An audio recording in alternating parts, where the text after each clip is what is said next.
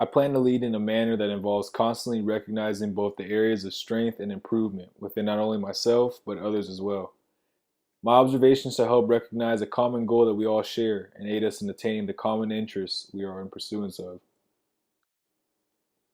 I created this action research project in which I engaged and challenged the community around me to discover aspects of positive leadership within themselves, while concurrently learning about my own leadership skills and how others viewed and critiqued my leadership skills in the manner in which I went about conducting this project.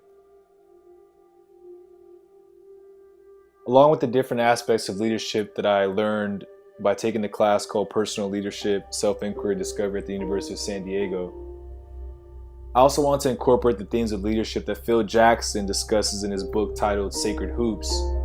Phil Jackson was the head coach of the Chicago Bulls during the 1990s, in which they won multiple championships under the leadership of Michael Jordan. Phil Jackson discusses in this book what methods he went about in having the success that he did in coaching not only one of the world's best players at the time, but incorporating the team so that everyone believed that they had a role to play during that championship year and the years to follow. One quote that really resonated with me after reading this novel by Phil Jackson states, "If we can accept whatever hand we've been dealt, no matter how unwelcome, the way to proceed eventually becomes clear." It was after thinking about this quote for a while in which I realized what I wanted to do my action research project on. I had been volunteering at the San Diego Juvenile Hall Center in East Mesa County for over a year now, and I wanted to incorporate my project with the kids that I tutor at the juvenile hall.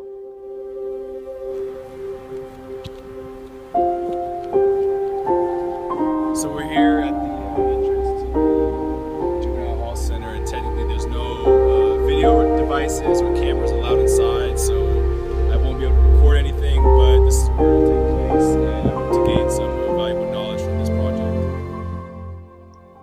Initially, I didn't tell the kids that we were doing anything different. I conducted the day as if it was another project that they were doing, but underlyingly, I knew that I was critiquing myself and having others critique me on the basis of the themes I was trying to incorporate from what I learned in class, which included incorporating the out group and learning to speak and listen. And in the end of the project, I would have the kids also critique me as well. First, I asked the kids what they thought a leader was and what a leader represented.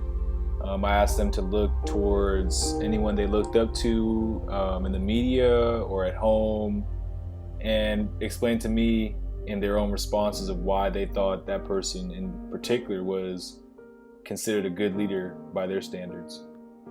It was interesting to see the responses I got back. The answers I received varied from rapper Lil Wayne to Bill Gates to President Obama.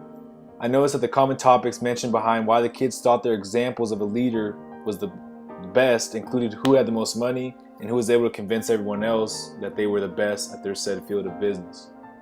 Next, I challenged them in recognizing the same traits of the leaders they gave examples of within themselves. This proved to be difficult for a majority of the kids as their circumstances of being in jail convinced them that they couldn't be leaders.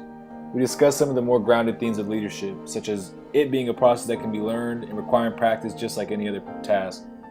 We also had a discussion of how leadership applies to everyone. I offered some examples of other prominent leaders in societies that the kids hadn't thought of before. This allowed them to recognize qualities within themselves that they could relate with and empower themselves to be better leaders once they were finished with their sentences in juvenile hall. While doing this discussion, I noticed that some of the students didn't have much to say or said little of anything at all. I attempted to incorporate these students by directly asking them questions or attempting to include them in the discussion without making an overbearing presence. I also tended to let the kids do most of the discussing instead of always offering my own opinion as to why I agreed or disagreed.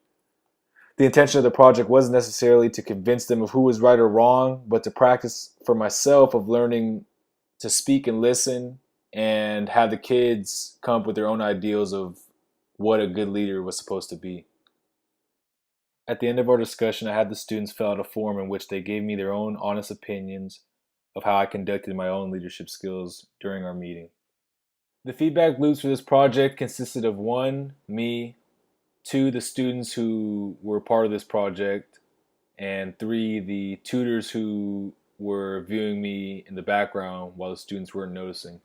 Um, Critiquing myself, I thought I did a good job of incorporating the students who usually didn't talk or don't talk in past discussions. I thought I did a good job of basically trying to make sure the students felt that they could trust me in what I was telling them. I thought it was important that I come across as confident and controlling the group discussion and having the students recognize that I knew what I was talking about. Um, I think I probably could have done a little bit better job of letting everyone else talk more so than me. That was my main goal of the project, was for them to talk and me to sit back and listen and engage the discussion and have them learn something from their own discussion than instead of me, incorporating my opinion more so. But it was interesting to see the feedback that I got from that survey that I did with the students. It kind of aligned with what I had to say regarding myself. Um, I had them rank the questions from 1 to 5, and for the most part, they gave me 4s and 5s. I guess the number ones that I told them they had to give me, uh, basically came down from me talking too much and not letting them talk enough. So I guess in that aspect, I can definitely work on getting better in that regard. And the same thing for my feedback loop regarding the my fellow peers. They said that I guess the general basis was that I did a good job of conducting the overall project and having the discussion go forward, but they also gave me a score of about 3 and some 2s in terms of letting the students talk instead of me sitting back and listening. But the feedback was great, and it adds to what I need to get better at, and was the reason why I conducted this project, to not only engage the community, but to learn how I can become a better leader in the end.